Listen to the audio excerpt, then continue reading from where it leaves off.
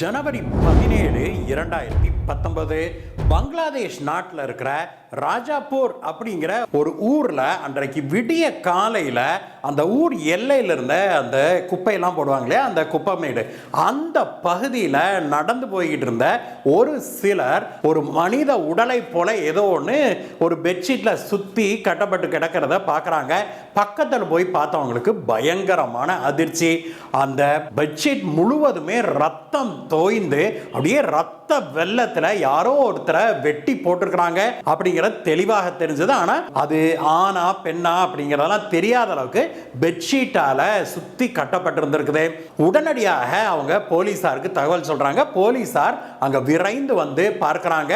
அந்த பெட்ஷீட்டை அவுத்துட்டு அவங்க பார்த்தபோது உள்ளுக்குள்ள ஒரு 28 வயது மதிக்கத்தக்க ஒரு ஆளுடைய உடல் கிடக்கிறத பார்க்கறாங்க.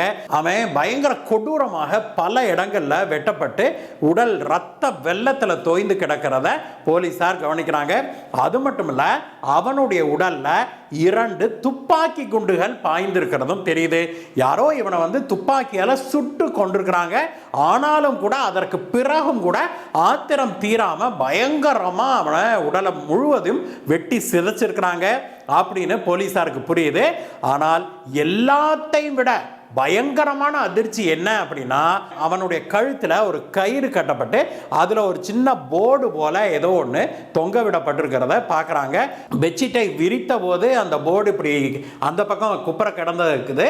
அதை எடுத்து பார்த்தபோது தான் போலீசார் அதிர்ந்து போகிறாங்க. அந்த போர்டில் எழுதியிருந்த வாசகங்கள் தான் போலீசார பயங்கரமான அதிர்ச்சிக்குள்ளாக்குச்சு. அதுல ஆங்கிலத்தில் எழுதப்பட்டிருந்த வாசகங்கள் என்ன அப்படின்னா, I am a rapist. This is my punishment for rape. Be careful. Be careful அப்படின்னு எழுதி கீழே ஹெர்குலிஸ் அப்படின்னும் எழுதப்பட்டிருந்தது. இதை பார்த்த போலீசாருக்கு பயங்கரமான அதிர்ச்சி. ஒருத்தன் வந்து எவனையோ கொலை பண்ணிட்டு அவன் தான் வந்து யாரையோ கற்பழிச்சிருக்கிறான், அவன் ஒரு ரேபிஸ்ட் அப்படின்லாம் எழுதிட்டு அதற்கு கீழே அதை கொலை செய்தவனுடைய பெயர் ஹெர்குலிஸ் அப்படின்னு வேற குறிப்பிட்டிருந்ததை பார்த்த உடனே போலீசார் அரண்டு போறாங்க. இந்த ஹெர்குலிஸ் அப்படிங்கிறது ஒருத்தனுடைய உண்மையான பெயரா அல்லது புனைப்பெயரா அப்படின்னு போலீசார் தேட ஆரம்பிக்கிறாங்க. அதற்கு முன்பாக இந்த இறந்து கிடந்தான் இல்லையா, அவனை பற்றிய தகவல்களை போலீசார் தேடி எடுக்கிறாங்க. அவன் ஒரு வன்கொடுமை கேஸுடைய குற்றவாளி தான் அப்படிங்கிறது போலீசாருக்கு தெரிய வருது. உடனடியாக போலீசார் அந்த கேஸ் என்னன்னு எடுத்து பார்த்தபோது இந்த சம்பவம் இவன் கொலையாவதுக்கு சரியாக ஒரு வாரத்துக்கு முன்பு, சரியாக சொன்னோம்னா ஜனவரி 7ஆம் தேதி அன்றைக்கு ஒரு சம்பவம் ஒன்று நடந்திருக்குது. பங்களாதேஷுடைய அஷூலியா மாவட்டத்தில் நடந்த அந்த சம்பவத்தில் ஒரு 18 வயதே ஆன ஒரு இளம் பெண்ணை ஃபேக்டரியில் வேலைக்கு போயிட்டு வீட்டுக்கு திரும்பிட்டு இருந்த ஒரு பெண்ணை யாரோ ஒருத்தர் இரவில் மடக்கி அந்த பெண்ணை வன்கொடுமை செய்திருக்கிறாங்க. அந்த சம்பவம் நடந்து மறுநாளே போலீசாருக்கு அந்த பெண்ணுடைய தகப்பனார் கேஸ் கொடுத்துருக்கிறாரு. அந்த சமயத்தில் அவங்க அந்த பகுதி முழுவதும் எல்லாத்தையும் விசாரிக்கிறாங்க. யார் யார் அங்கே வந்தாங்க போனாங்க, அந்த ஏரியாவில் இருக்கிறாங்கன்னு எல்லாத்தையும் விசாரித்த போது அந்த விசாரணையில் ஒரு 28 வயதான ஆண் ரிப்பான் அப்படிங்கிறவனை போலீசார் பிடிக்கிறாங்க. அந்த பெண்ணும் வந்து இவன் தான் வந்து என்னைய வன்கொடுமை செய்தவன் அப்படின்னு சொல்லி ஒப்புக்கொள்ளவே போலீசார் இவனை பிடிச்சி உள்ள தள்ளுறாங்க.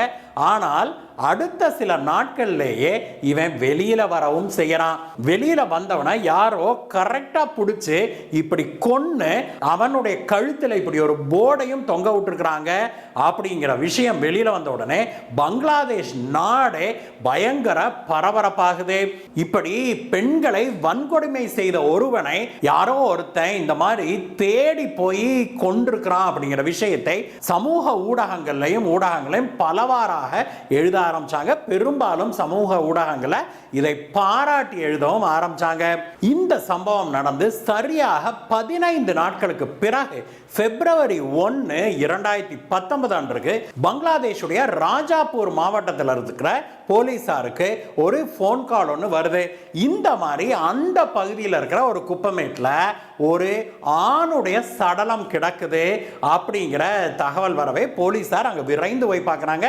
அங்கே போய் பார்த்தபோது ஒரு ஆண் பல இடங்களில் வெட்டப்பட்டு கொல்லப்பட்ட நிலையில் அங்கே கிடக்கிறத பார்க்குறாங்க. அது ஒரு 32 வயது மதிக்கத்தக்க ஆண் அப்படிங்கிறது தெரிய வருது.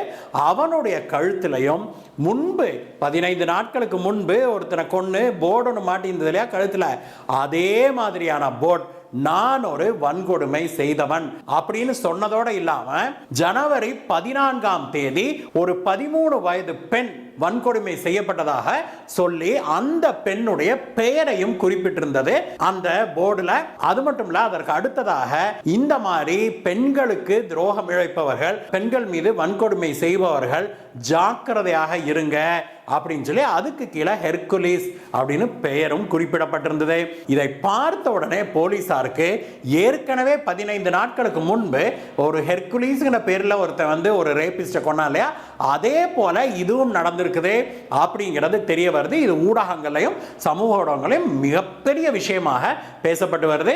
அந்த கொல்லப்பட்டு அந்த குப்பமேட்டில் இப்ப கிடந்தான் இல்லையா, அந்த ஆணுடைய பெயர் ரக்கீப் அப்படிங்கிறது போலீசாருக்கு தெரிய வருது.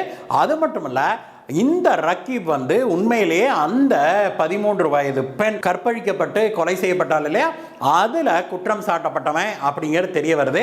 அந்த சமயத்துல போலீசார் இன்னொரு விஷயத்தையும் எடுக்கிறாங்க. அது என்னன்னா, அந்த சமயத்துல அந்த பெண்ணை வன்கொடுமை செய்து கொன்னது இவன் ஒருத்த மட்டுமல்ல, இந்த ரக்கீப்ங்கிற ஒருத்த மட்டுமல்ல, இவன் கூட இன்னொருத்தர் தான், இவனுடைய நண்பனான சாஜல் அப்படிங்கிறவனும் இருந்தான் அப்படின்னு தெரிய வருது போலீஸ்காரங்களுக்கு. உடனடியாக அந்த சாஜல் என்னானான்னு போலீசார் தேட ஆரம்பிக்கிறாங்க. அவனை தேடிட்டு அவன் வீட்டுக்கு போன போதுதான் அவன் வீட்டில் இல்லை அப்படிங்கிற விஷயம் தெரிய வருது. அது மட்டும் இல்ல, கிட்டத்தட்ட 4 நாட்களாகவே அவனை காணோம் அப்படிங்கிற விஷயம் வரவே போலீசார் அந்த ஏரியா முழுக்க சல்லடை போட்டு தேட ஆரம்பிக்கிறாங்க. அப்பொழுதுதான் அந்த மாவட்டத்துக்கு அடுத்த மாவட்டத்தில் இருந்த போலீஸ் ஸ்டேஷன்ல இருந்து ஒரு தகவல் ஒன்று வருது. அது என்னன்னா, அந்த போலீஸ் ஸ்டேஷன் எல்லையில் இருந்த ஒரு ஊருக்கு ஒதுக்குப்புறமான ஒரு இடத்துல இந்த கழிவு நீர் வாய்க்கால் போகும் இல்லையா, அதை ஒட்டிய ஒரு இடத்துல ஒரு ஆணுடைய உடல் வெட்டப்பட்ட நிலையில கிடந்தது அப்படின்னும், அந்த ஆணுடைய கழுத்திலையும் நான் ஒரு வன்கொடுமை செய்தவன் அப்படிங்கிற விஷயமும் எழுதப்பட்டிருந்தது அப்படின்னு தெரிய வரவே உடனடியாக போலீசார் அங்க பறந்து போறாங்க. அந்த உடலை கைப்பற்றி அவரை விசாரித்த போது அதுதான் இந்த சாஜல் அப்படிங்கிற தெரிய வருது. மொத்தத்தில் 1 மாத இடைவெளிக்குள்ளாக வன்கொடுமையில ஈடுபட்ட 3 பேரை ஒருத்தன் வெட்டி கொண்டிருக்கிறான் அப்படிங்கிற விஷயம் பங்களாதேஷ் முழுவதும் பயங்கரமாக காட்டு தீய போல பரவுது. போலீசாரும் இன்னொரு பக்கம் இது என்னடா வம்பா போச்சு, நம்ம டார்க் நைட் மாதிரி கெட்டவங்களை எல்லாம் கொல்றதுக்கு எவனோ கிளம்பிட்டான், புதுசா ஒரு சூப்பர் ஹீரோ ரேஞ்சுக்கு கிளம்பிட்டான் அப்படின்னு சொல்லி போலீசாரும் பயங்கரமா வலை விரித்து இந்த ஹெர்குலிஸை தேட ஆரம்பிக்கிறாங்க. நாட்கள் உருண்டோடுது, வாரங்கள் மாதங்கள் ஆகுது, மாதங்கள் வருடங்கள் ஆகுது. ஆனால் அதற்கு பிறகு இது போன்ற அந்த ஹெர்குலிஸ் போர்டு மாட்டின எந்த ஒரு உடலும் கிடைக்கப்பெறவில்லை. அது மட்டுமல்ல, இன்றைக்கு இதோட 5 வருடங்கள் ஆகுது.